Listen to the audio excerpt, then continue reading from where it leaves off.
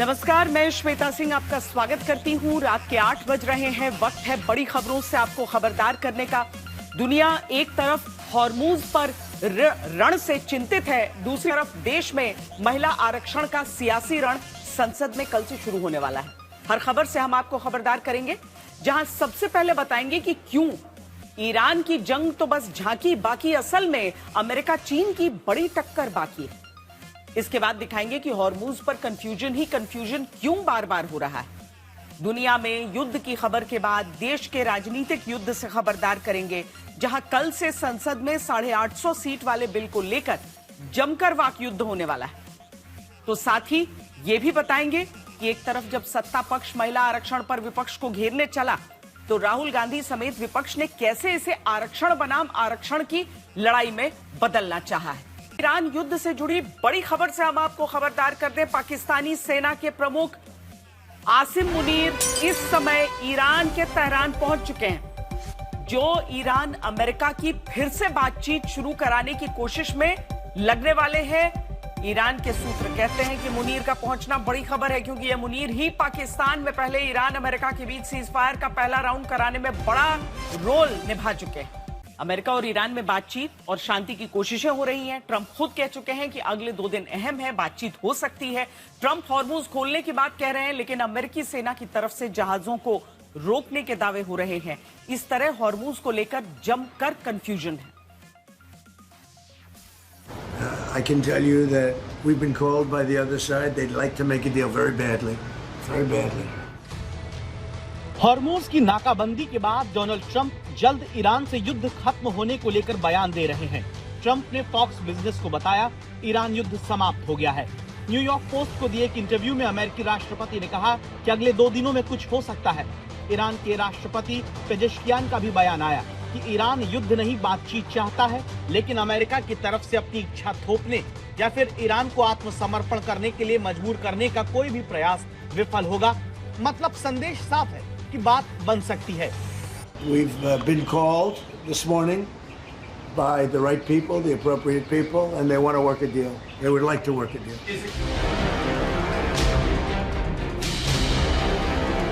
वैसे तो Donald Trump के दावों पर भरोसा करना मुश्किल है, क्योंकि अमेरिका और ईरान में कई बातों पर मतभेद है, खासकर परमाणु कार्यक्रम को लेकर।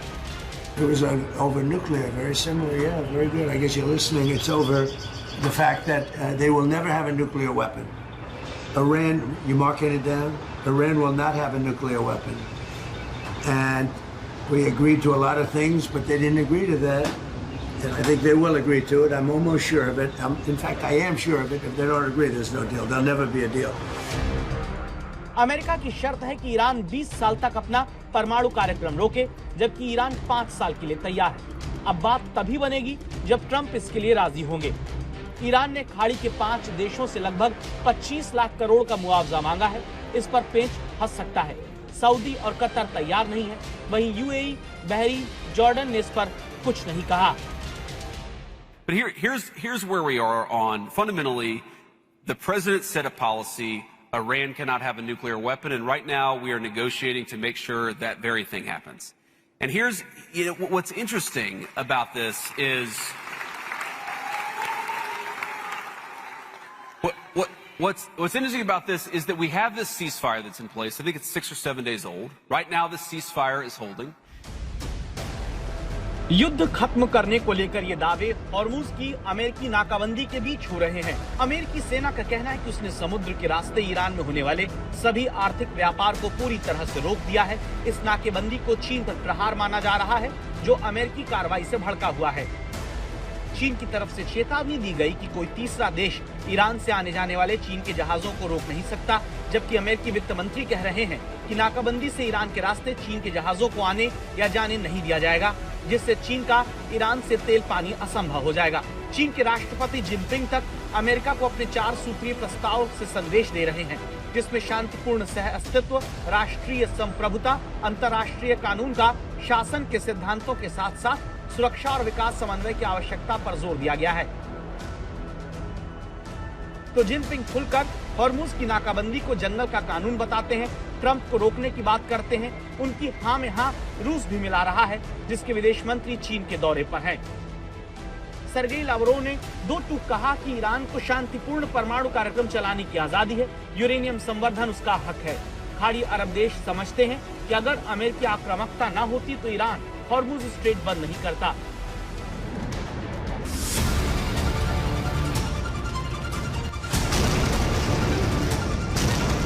तो भले ही ईरान युद्ध के धीरे धीरे शांत होकर खत्म होने की तरफ जाने के दावे होते हैं, लेकिन अमेरिका बनाम चीन के बीच उससे कहीं बड़ी जंग पर्दे के पीछे लड़ी जा रही है, जिससे महाशक्तियों में टकराव बढ़ सकता है।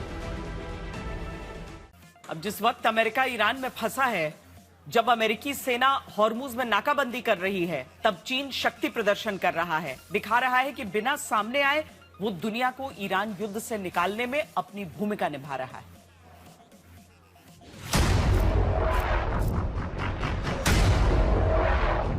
स्पेन के प्रधानमंत्री पेड्रो सांचेज, वियतनाम के राष्ट्रपति टू लैम,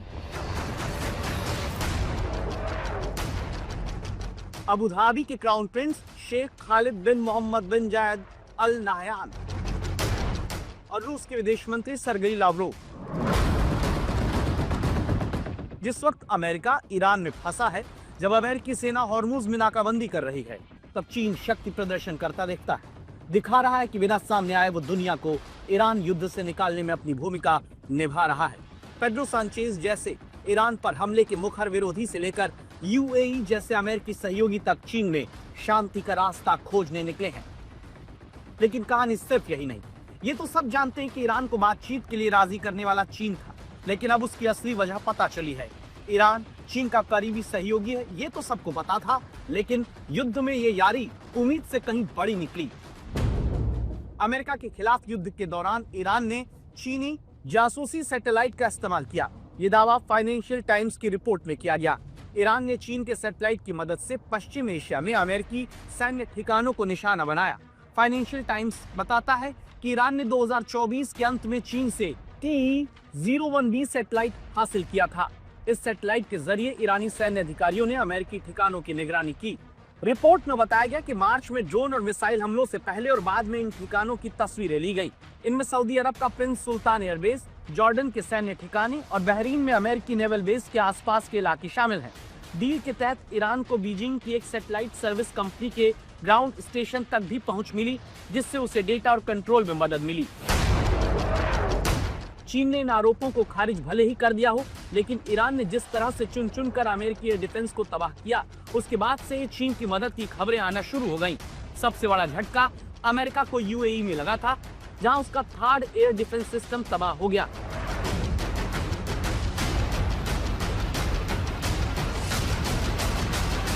इससे पहले चीन की तरफ से कंधे पर रखकर दागी जाने वाली मिसाइल भेजे जाने की खबर आई थी, जिस पर ट्रंप ने नाराजगी जताई थी।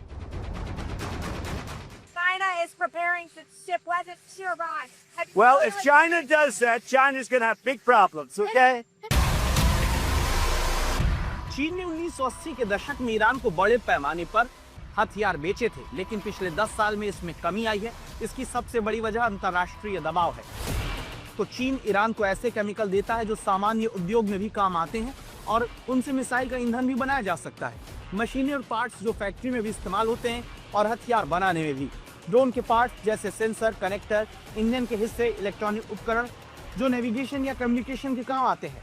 इस तरीके से चीन सीधे हथियार बेचने से बच जाता है, लेकिन ईरान की सैन्य क्षमता को मजबूत करने में मदद करता रहता है। इसका फायदा हालिया युद्ध में भी दिखा, जहां ईरान ने अमेरिकी सैन्य ठिकानों से लेकर पश्चिम एशिया में उसके दोस्तों को निशाना बनाने में किया। इस युद्ध में अमेरिकी कमजोरियों को उजागर करके उसकी महाशक्ति वाली छवि पर जोरदार चोट मारी, जिसका सीधा फायदा चीन को मिला, जिसने एक भी गोली चलाए बिना अमेरिका को घायल कर दिया।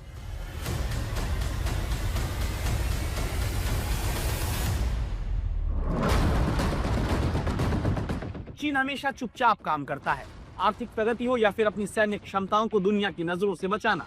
चीन हर काम चुपचाप करता है ताकि उसके दुश्मन उसकी क्षमता का अंदाजा न लगा पाएं और जंग में वो उन्हें सरप्राइज कर दे। ऑपरेशन सिंदूर में भी उसने यही किया। पाकिस्तान को न सिर्फ हथियार दिए, बल्कि सैटेलाइट के जरिए भारतीय सेना की तैनाती के बारे में बताया। फर्क सिर्फ इतना है कि इस बार उसकी इस हरकत का निशाना अमेरिका बना है।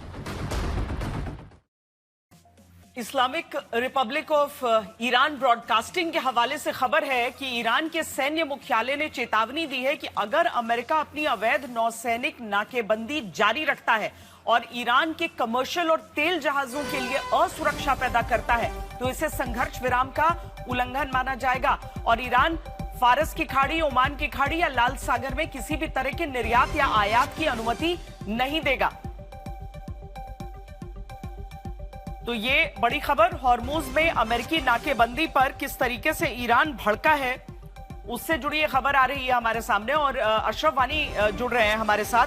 अशरफ, एक तो ईरान की आपत्ति इस बात को लेकर, लेकिन उसके साथ ही आसिम मुनीर का वहां पर जाना और एक खबर ये भी आना कि जल्द ही दोनों देशों के बीच बातचीत और मुमकिन है कि ईरान और अमेरिका की डील तय हो।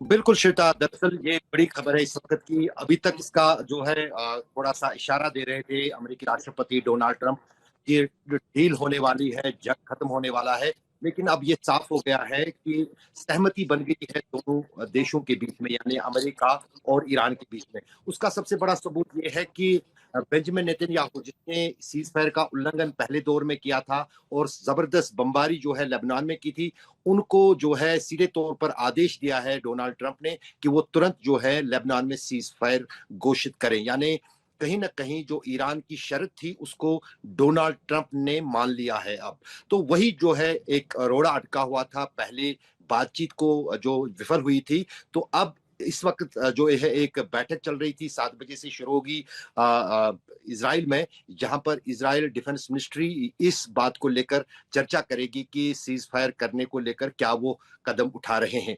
दूसरी महत्वपूर्ण बात यह है कि जिस अंदाज से आनन फानन में पाकिस्तान के सेना प्रमुख field marshal Asim Munir Iran के दौरे पर चले गए हैं शाम को, इस ये प्रोग्राम बना नहीं था, लेकिन माना जा रहा है कि शायद अमेरिका ने ही उनको वहां भेजा है ताकि डील जो है वो फाइनल हो जाए शनिवार को, जब बातचीत की दूसरे दौर की प्रक्रिया शुरू होनी है इस्लामाबाद में।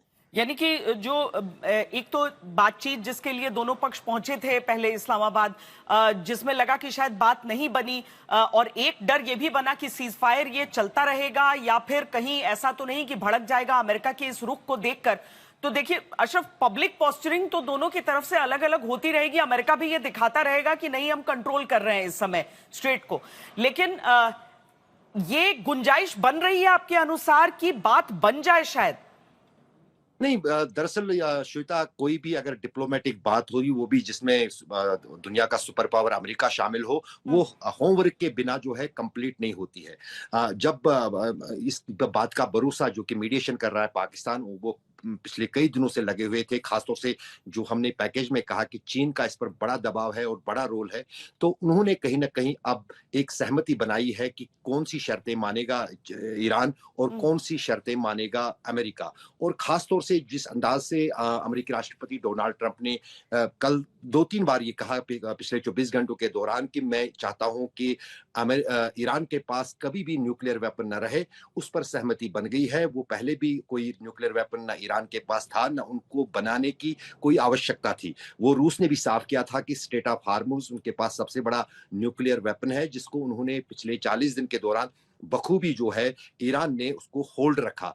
और जहां तक ये ब्लॉकेड की बात थी, ये सिर्फ चीन को थोड़ा धमकाने की, लेकिन उसकी जवाबी कार्रवाई भी चीन ने की। उन्होंने अपने जहाज सबसे पहले कल जो है स्ट्रेट ऑफ हार्मुज से निकाले, उन पर अमेरिका ने कोई कार्रवाई नहीं की। और महत्वपूर्ण ये भी है कि जो ये अब बातचीत का जो लबोलबाब होगा वो यही होगा कि जो 20 साल की डिमांड कर रहा था अमेरिका कि कोई यूरेनियम इनरिचमेंट ईरान न करे, ईरान तैयार हुआ था कि वो 5 साल तक यूरेनियम इनरिचमेंट नहीं करेगा, लेकिन अब हो सकता है कि बीच का रास्ता निकालकर इसको 10 साल या फिर 15 साल कुछ बना के इस डील को आखिरी पूरी दुनिया के लिए अच्छी खबर होगी, पूरी दुनिया के लिए बड़ी खबर होगी अगर ऐसा हो जाता है। जो आपकी खबर है शनिवार तक ये पक्का हो सकता है, ये जो बात हम सामने ला रहे हैं। बहुत शुक्रिया अशरफ वानी, हमारे संवाददाता, ये बहुत बड़ी जानकारी हमसे साझा कर रहे थे। अब डोनाल्ड ट्रंप दरअसल अगले महीने चीन जा सकते हैं। ये दौरा ट्रंप के लिए बहुत अहम है। थोड़ी देर पहले ट्रंप ने चीन को धमकी दी, कहा कि अमेरिका जंग लड़ने में माहिर है। इस तरह ट्रंप ईरान युद्ध के बहाने हॉर्मुज की नाकाबंदी करके चीन पर दबाव डाल रहे हैं ताकि ट्रेड वॉर में उन्हें फायदा मिल सके। चीन बहुत खुश है कि मैं हॉर्मुज स्ट्रेट को स्थायी रूप से खोल रहा हूं। मैं ये उनके लिए भी कर रहा हूं और दुनिया के लिए भी। ऐसी स्थिति फिर कभी नहीं होगी। वे ईरान को हथियार न भेजने पर सहमत हो गए हैं। जिस स्ट्रेट ऑफ हॉर्मुज को ईरान ने बंद किया, उसे ट्रंप कैसे खोल सकते हैं? जिस स्ट्रेट ऑफ हॉर्मुज की नाकेबंदी करके भी अमेरिका चीन के जहाज मंगलवार को गुजरने से नहीं रोक सका, वो कैसे स्ट्रेट ऑफ हॉर्मुज खोलने का दावा कर सकता है? लेकिन ट्रंप तो ट्रंप है, जिन्होंने ये ट्वीट करके साबित कर दिया कि हॉर्मुज की नाकाबंदी ईरान पर दबाव डालने से ज्यादा चीन को लेकर थी। ट्रंप ने आगे अपनी पोस्ट में लिखा कि राष्ट्रपति शी जिनपिंग कुछ हफ्तों में मेरे वहां पहुंचने पर मुझे गले लगाएंगे। हम मिलकर समझदारी से और बहुत अच्छे से काम कर रहे हैं। क्या ये लड़ाई से बेहतर नहीं है? लेकिन याद रखें, अगर जरूरत पड़ी तो हम लड़ने में भी बहुत माहिर हैं, किसी और से कहीं बेहतर।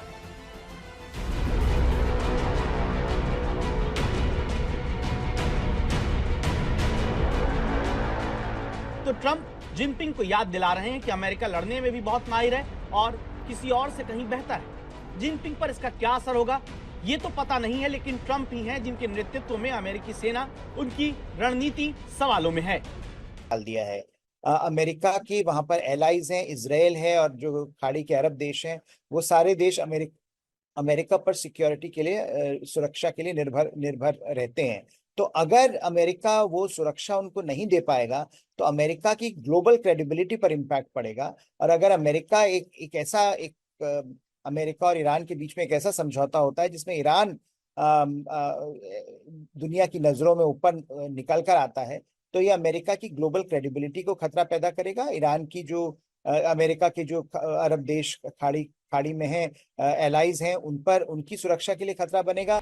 डोनाल्ड ट्रंप चीन को भले ही धमका लें, लेकिन पश्चिम एशिया में अमेरिकी वर्चस्व को चीन ने बिना लड़े ही जख्मी कर दिया है। नौबत यह आ चुकी है कि सऊदी अरब जैसे देशों को ईरान के सस्ते ड्रोन से बचने के लिए यूक्रेन जैसे देश से मदद लेनी पड़ी, जो रूस के हाथों अपनी 20% जमीन गंवा चुका है। लेकिन खाड़ी देश क्या करते? अमेरिका ने उनके सामने कोई मौका नहीं छोड़ा। अब सारा दारोमदार ईरान के साथ होने जा रहे शांति समझौते पर है। उसमें अगर अमेरिका की नहीं चली तो फिर ट्रंप के दावे खोखले साबित होंगे। ईरान और जो अरब देशों के बीच की जो लड़ाई है वो आज की नहीं है। शिया सुन्नी का जो मुद्दा है वो एक फंडामेंटल फॉल्ट लाइन रहा है मिडिल ईस्ट में, और उस फॉल्ट लाइन को इस युद्ध ने एक्सपोज कर दिया है एक बार फिर। तो कहीं पर जब सऊदी अरब या यूएई या खाड़ी के जो अरब देश हैं वो देख रहे हैं कि अमेरिका किस तरह से डील करेगा ईरान के साथ, उनकी नजरें इस बात पर लगी हुई हैं कि क्या ईरान अपनी बातों को मनवा पाएगा या क्या अमेरिका अपनी बातों को मनवा पाएगा।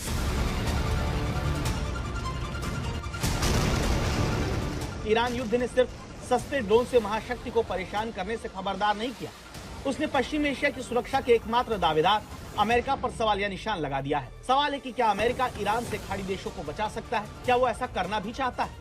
ईरान युद्ध में अमेरिकी मौजूदगी के बावजूद जिस तरह खाड़ी देशों को नुकसान हुआ, उसने उनकी आंखें खोल दी, जिससे यूक्रेन जैसे छोटे देश अपना माल बेचने में जुट गए। ईरान युद्ध के बीच यूक्रेन के राष्ट्रपति जेलेंस्की की तरफ से पोस्ट किया गया, जिसमें उन्होंने दावा किया कि उनकी सेना के ड्रोन और ग्राउंड रोबोटिक सिस्टम्स ने बिना किसी सैनिक के एक रूसी सैन्य ठिकाने पर कब्जा कर लिया। इस ऑपरेशन में दुश्मन सैनिकों को रोबोट के सामने आत्मसमर्पण करना पड़ा, जो युद्ध इतिहास में एक नई घटना मानी जा रही है। इससे पहले यूक्रेन सऊदी अरब और कुछ खाड़ी देशों को ड्रोन इंटरसेप्टर बेच चुका है, जो ड्रोन को मार गिराता है। खाड़ी देश सिर्फ यूक्रेन की तरफ नहीं देख रहे, चीन भी चुपके यहाँ पर मजबूत हो रहा है। ईरान युद्ध के बीच यूएई के क्राउन प्रिंस के चीन दौरे की यह तस्वीर देखिए, जो बहुत अहम है। यूएई अमेरिकी सहयोगी है, लेकिन इसके बावजूद ईरान ने उसे सबसे ज्यादा नुकसान पहुंचाया और अमेरिका कुछ भी नहीं कर सका। अब यूएई की चिंता युद्ध खत्म होने के बाद ईरान को लेकर है, जिसने अमेरिकी सुरक्षा को नाकाफी बता दिया। ताजा खबर ये कि यूएई के उपराष्ट्रपति ने ईरान के स्पीकर गालिबफ से फोन पर युद्ध खत्म करने को लेकर बातचीत की। ये बताता है कि खाड़ी देश ईरान को लेकर चिंतित हैं, समझ गए हैं कि ईरान से लड़ने से बेहतर उससे दुश्मनी कम करने में ही भलाई है। जिस प्रकार का भी एक अग्रीमेंट साइन होता है, जिस प्रकार की भी एक अंडरस्टैंडिंग बनती है अमेरिका और ईरान के बीच में, उस पर निर्भर करेगा कि जो मध्य पूर्व है उसका जो स्ट्रेटेजिक मैप है वो क्या निकल कर आता है। ये बात बिल्कुल स्पष्ट है कि इस युद्ध ने मध्य पूर्व की स्ट्रेटेजिक मैपिंग को बदल के रख दिया है। अब वो किस तरह से बदली है ये निर्भर करेगा किस तरह का अग्रीमेंट होता है। अमेरिका क्या अपनी शक्ति को बचा पाता है, अपनी जो उसकी स्थिति रही है guarantor of security in the middle east, उस पर कायम रह पाता है, या अमेरिका की जो शक्ति है वो और शिथिल पड़ती नजर आएगी इस युद्ध के बाद। इस पर निर्भर करेगा कि बाकी देश कैसे इस रीजन को देखेंगे। वो हॉर्मुज इस वक्त कैसा दिखता है जिस पर महायुद्ध के शोले भड़क रहे हैं? वो स्ट्रेट ऑफ हॉर्मुज कैसा है जिस पर ईरान और अमेरिका में नाकाबंदी को लेकर तनातनी है? आपने स्ट्रेट ऑफ हॉर्मुज के बारे में इतना कुछ सुना देखा, लेकिन आज हम जो तस्वीर दिखाने वाले हैं वो हॉर्मुज की अलग कहानी, अलग तस्वीर है, क्योंकि इस स्ट्रेट ऑफ हॉर्मुज से गुजरे भारतीय फ्री डाइविंग एथलीट बक्स खुराना से हमारी सहयोगी सोनल मेहरोत्रा कपूर ने बात की।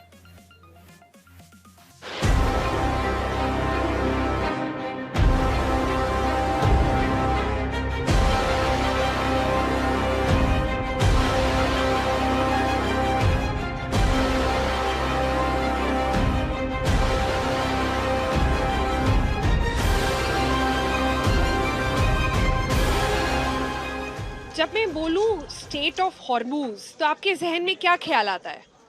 आपको प्रोबेबली लगेगा एक नैरो सा पाथ जहां पर बड़ी बड़ी जो बोट्स हैं वो अटकी हुई हैं, जहां लैंड माइन्स बिछी हुई हैं और जहां पर वॉरशिप्स सब लगे हुए हैं कि कैसे कभी भी वॉर शुरू हो सकती है। लेकिन आज मैं आपको एक ऐसे इंसान से मिलवाने जा रही हूँ जो स्टेट ऑफ हॉर्मुज में सिर्फ 2 दिन पहले था। वो वहाँ लड़ाई करने नहीं गया, वो वहाँ ऑयल खरीदने नहीं गया, वो वहाँ रिक्रिएशन के लिए गया था, डीप सी डाइविंग के लिए गया था। आइए मिलते हैं बक्स खुराना से। बक्स, आज तक पे हमें ज्वाइन करने के लिए बहुत बहुत शुक्रिया।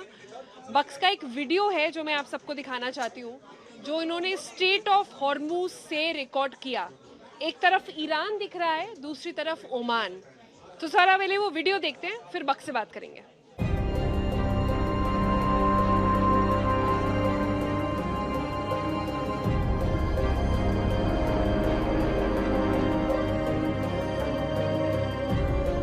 This is Baksh reporting from the Strait of Hormuz. Maybe I think I might be the first Indian to come here recreationally. I'm on a fishing boat. This is Oman and over there is Iran. I don't know if it's visible, but there's a small shipping boat over there. Yep, that definitely looks to me like a cargo boat.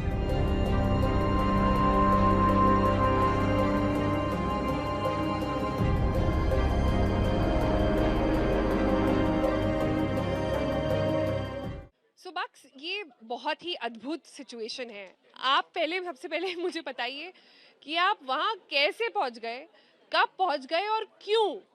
Hello, मेरा नाम बक्श खुराना है। मैं India के लिए free diving team में compete करता हूँ। पिछले साल मैं वर्ल्ड चैंपियनशिप्स में डाइव कर रहा था एंड इसी कारण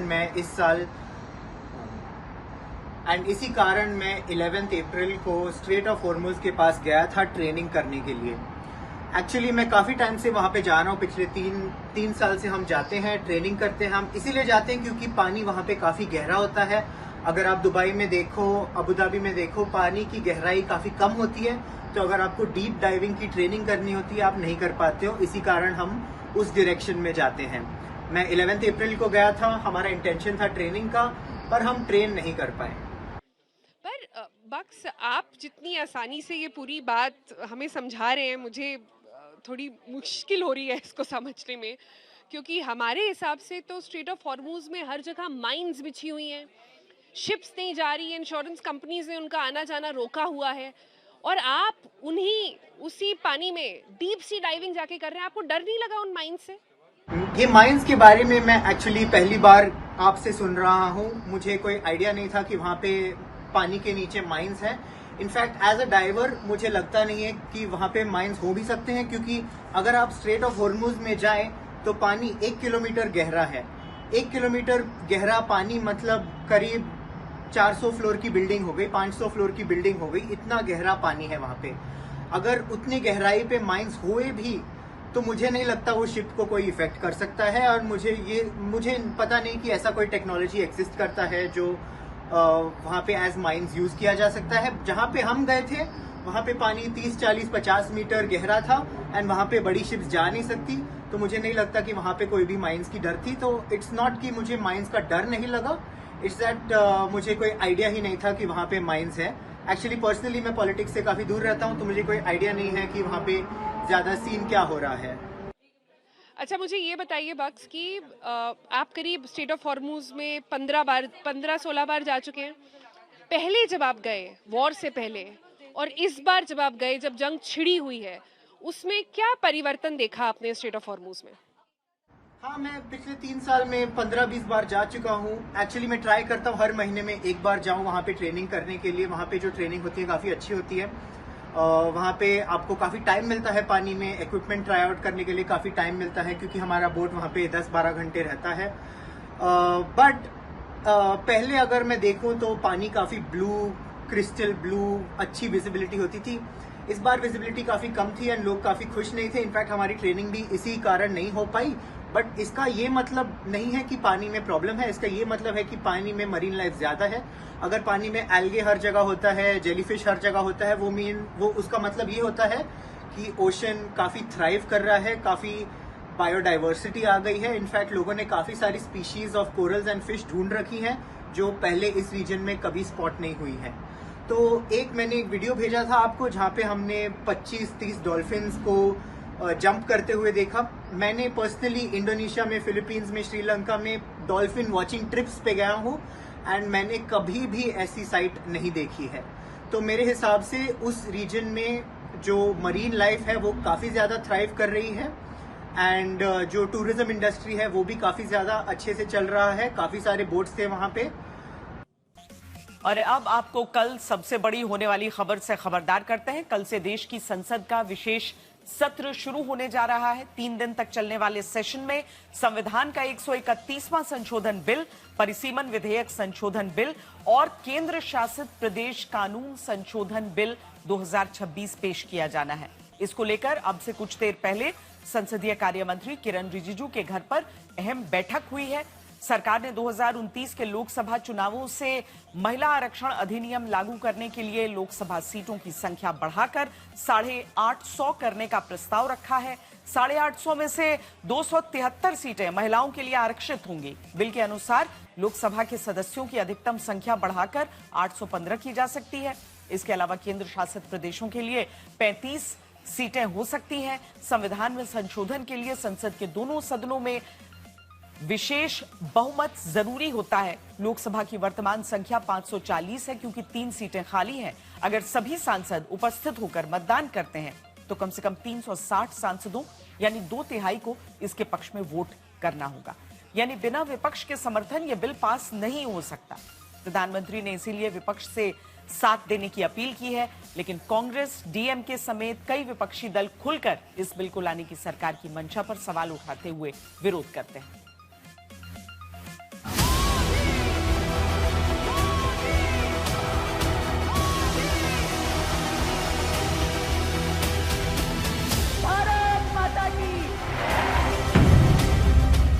हमारे देश की संसद एक नया इतिहास रचने के करीब है।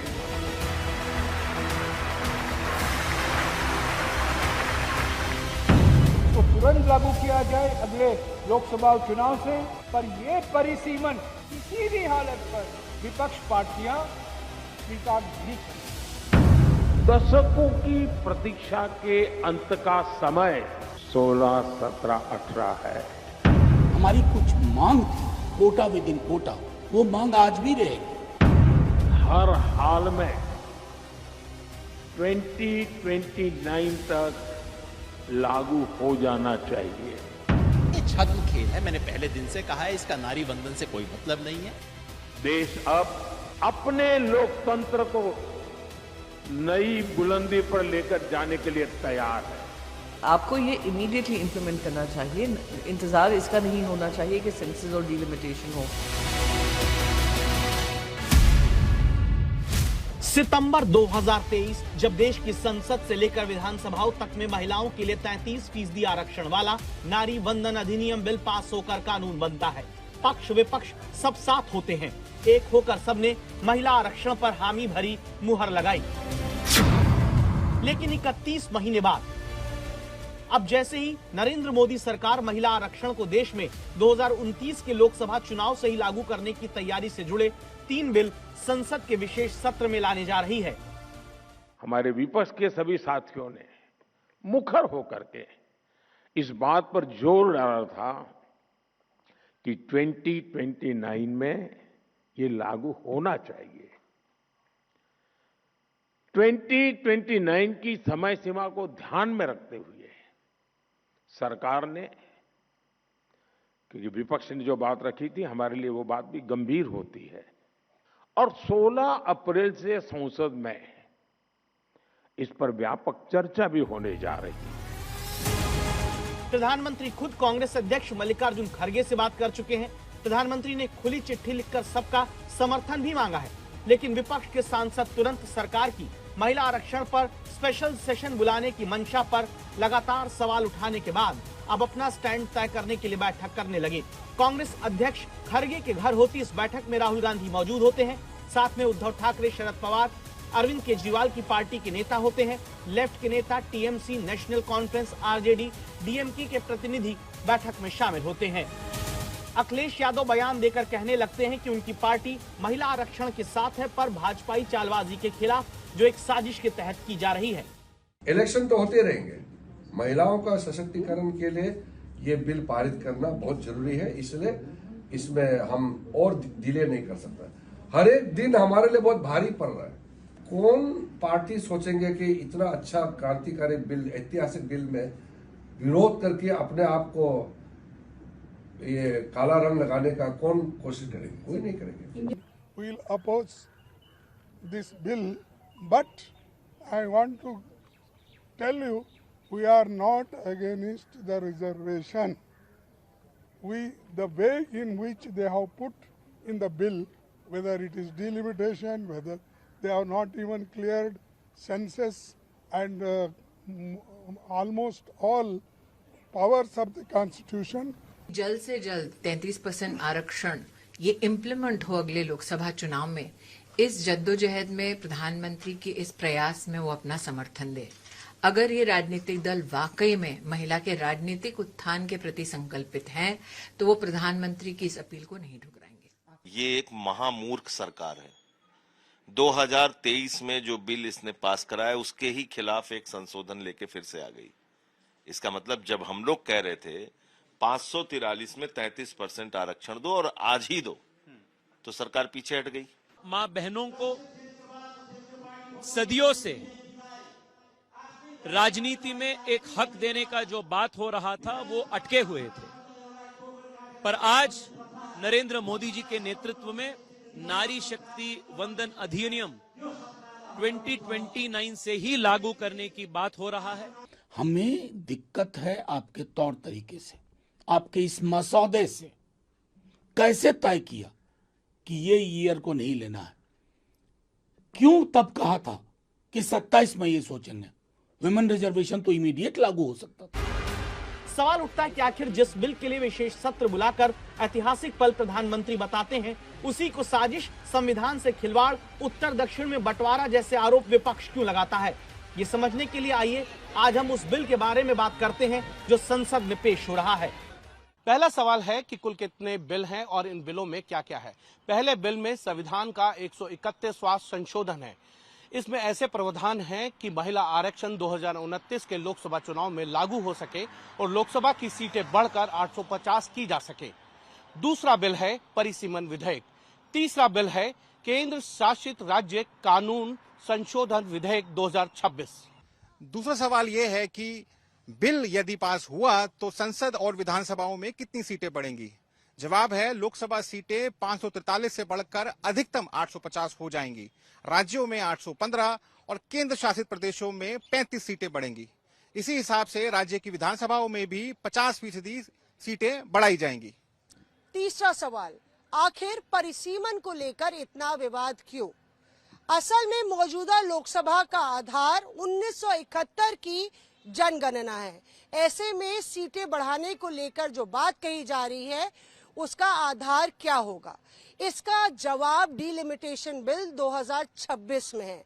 इसमें कहा गया है कि जो डिलिमिटेशन का आधार होगा वो पिछली जनगणना होगी, और ऐसे में 2011 के बाद कोई जनगणना हुई नहीं है, तो उसी को आधार मानकर पूरी डिलिमिटेशन की प्रक्रिया को पूरा किया जाएगा। अब सवाल उठता है कि महिला आरक्षण कितने सालों के लिए होगा? कुल सीटों का 33% हिस्सा यानी कि 273 सीटें महिलाओं के लिए आरक्षित हो सकती हैं। यह आरक्षण 15 सालों के लिए होगा, यानी कि 2029 का लोकसभा, 2034 का लोकसभा और 2039 का लोकसभा चुनाव इस आरक्षण के साथ लड़ा जाएगा। इस आरक्षण को आगे बढ़ाना है या नहीं, इस पर आखिरी फैसला फिर से संसद लेगी। बिल पेश होता उससे पहले राहुल गांधी ने आज फिर जाति जनगणना का मुद्दा उठा दिया, जबकि मोदी सरकार ने जाति की जनगणना की घोषणा करके इसे खत्म कर दिया था। लेकिन अब महिला आरक्षण के मुद्दे पर जाति आरक्षण यानी कोटा विद इन कोटा वाली मांग के साथ राहुल गांधी ने हिस्सा चोरी नहीं होने देने का नारा जोड़ दिया है।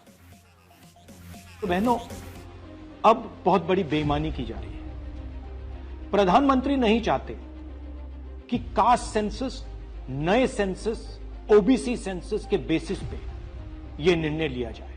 वो चाहते हैं कि 2011 का सेंसस यूज किया जाए, जहां पे पिछड़े वर्ग का नंबर है ही नहीं। वो आपकी जो भागीदारी है उसको आपसे छीनना चाहते हैं।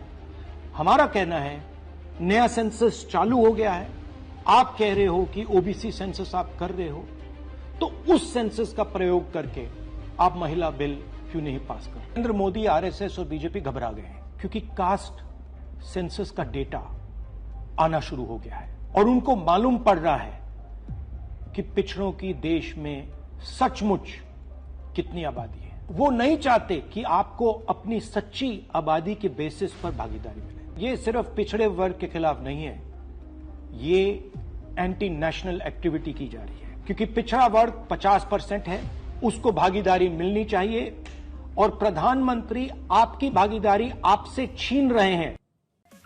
महिला आरक्षण 33% करके 2029 लोकसभा चुनाव से ही लागू करने का आधार बनने वाले तीनों बिल पेश होते उससे पहले आज इंडिया गठबंधन ने बैठक करके ऐलान कर दिया है कि वो महिला आरक्षण बिल के खिलाफ नहीं है, लेकिन परिसीमन बिल का समर्थन नहीं करेंगे।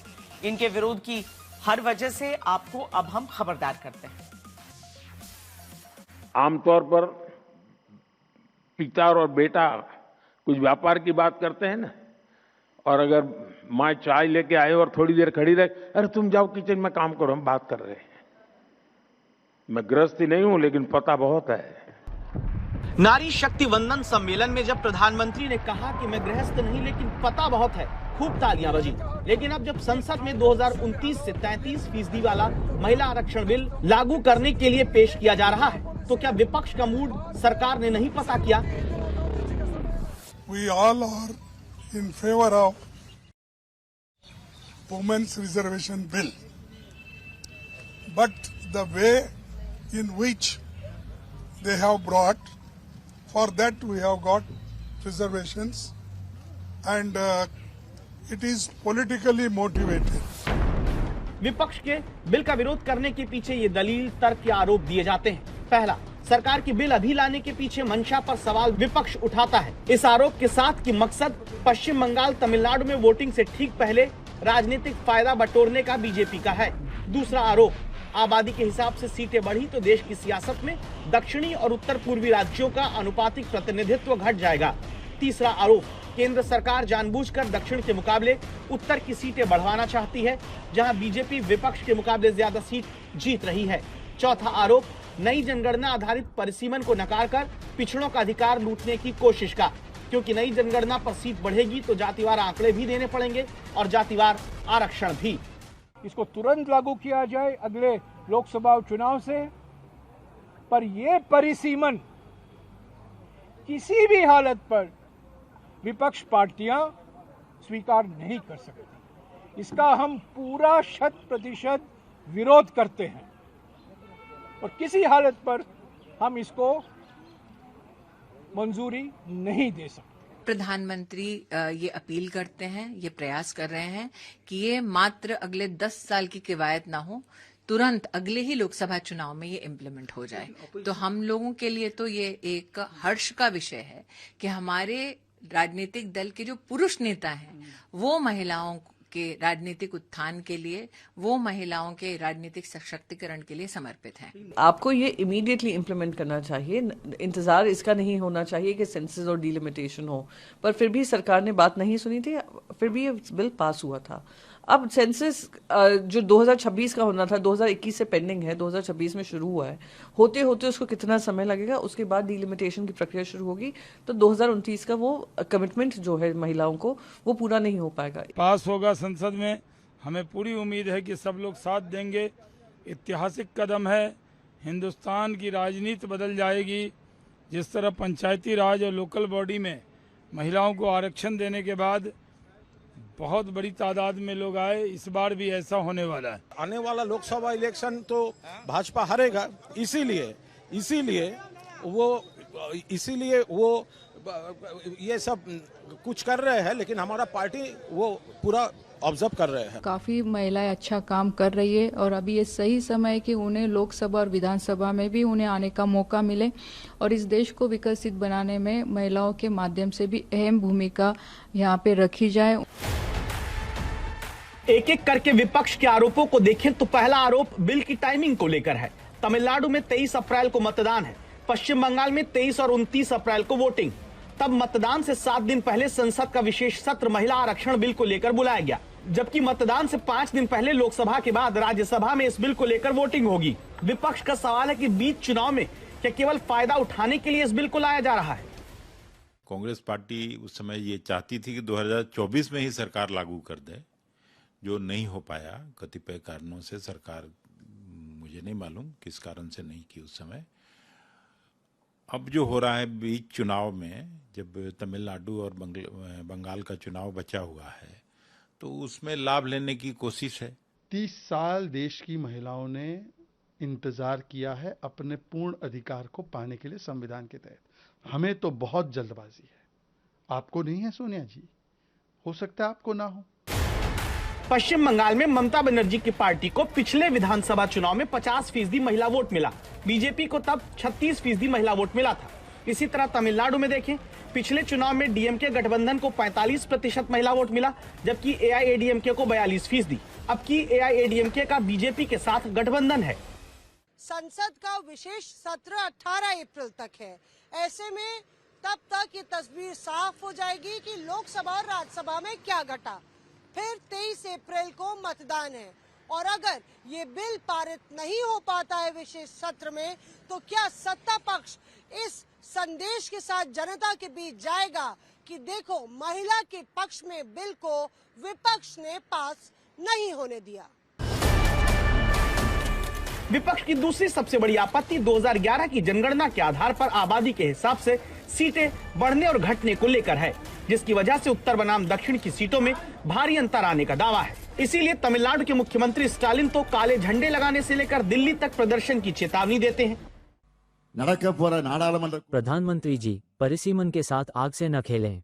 यदि तमिलनाडु या किसी दक्षिणी राज्य के हितों को चोट पहुंचाई गई, तो आप एक ऐसा तमिलनाडु देखेंगे जो आपने पहले कभी नहीं देखा होगा। कहने के लिए तो ये कहते हैं ना, डिलिमिटेशन से फायदा होगा, लेकिन उस डिलिमिटेशन के तहत एक पार्टी और उसके कुछ चाहने वालों को फायदा पहुंचाने की कोशिश की गई। यहाँ जो सीटों का बंटवारा हुआ, जिस तरह कॉन्स्टिट्यूएंसीज बनाई गई, जिस तरह कॉन्स्टिट्यूएंसी के नक्शे खींचे गए, जिस तरह कॉन्स्टिट्यूएंसीज में कुछ वोटरों को हटा के दूसरी जगह लाया गया, मकसद सिर्फ यही था कि किसी न किसी तरह बीजेपी और बीजेपी के जो दोस्त हैं उनको फायदा हो। विपक्ष की आपत्ति को अब एक आंकड़े से समझिएगा। बिहार और तमिलनाडु में अभी 19-20 वाला फर्क है, क्योंकि बिहार में भी लोकसभा की 40 सीटें हैं, तमिलनाडु में अभी 39 सीटें। बिहार की 40 सीटें 50% के हिसाब से बढ़कर 60 हो सकती हैं, और अगर आबादी के हिसाब से सीटें बढ़ी तो 72 हो सकती हैं। वहीं अभी बिहार से केवल 1 सीट कम वाले तमिलनाडु में 50% के हिसाब से सीटें बढ़कर 59 हो सकती है, और आबादी के हिसाब से ये सीटें 50 हो सकती हैं। यानी 2011 की जनगणना के आधार पर परिसीमन हुआ तो बिहार और तमिलनाडु के बीच 1 सीट का फर्क 22 सीट में बदल सकता है। उत्तर की बात करें तो इस समय हिंदी पट्टी के 10 राज्यों में कुल 225 सीटें हैं। दक्षिण के 6 राज्यों में 130 लोकसभा सीटें हैं। अनुमान है कि लोकसभा की मौजूदा सीटों पर यूपी का अभी प्रतिनिधित्व 14.7% है, वो बढ़कर 16.7 हो जाएगा। बढ़त होगी 1.7% की। लेकिन तमिलनाडु का मौजूदा प्रतिनिधित्व 7.2% है, वो घटकर 6% हो जाएगा, घटेगा 1.2%। बिहार का मौजूदा प्रतिनिधित्व लोकसभा की सीट में 7.4% है, वो बढ़कर 8.6% हो जाएगा, बढ़त 1.2% की होगी। केरल का मौजूदा प्रतिनिधित्व 3.7% है, वो घटकर 2.7% हो जाएगा, 1% घटेगा। राजस्थान का मौजूदा प्रतिनिधित्व 4.6% से 1% की बढ़त के साथ 5.6% हो जाएगा। बंगाल का मौजूदा प्रतिनिधित्व 7.7% है, वो 0.2% घटकर 7.5% हो जाएगा। इस तरह अनुमान लगाया जा रहा है कि दक्षिण भारत का देश की संसद में मौजूदा प्रतिनिधित्व जो 24.3% है, वो घटकर 20.7% ही रह जाएगा। कल से संसद का विशेष सत्र है। महिला आरक्षण जो बिल है उस पर चर्चा होगी, लेकिन जिस तरह का विपक्ष का रुख है उसको लेकर ऐसा लग रहा है कि हंगामेदार रहने वाला है ये सत्र। अभी के लिए इतना ही। आगे देखिए ब्लैक एंड व्हाइट अंजना के साथ और हरदम रहिए खबरदार।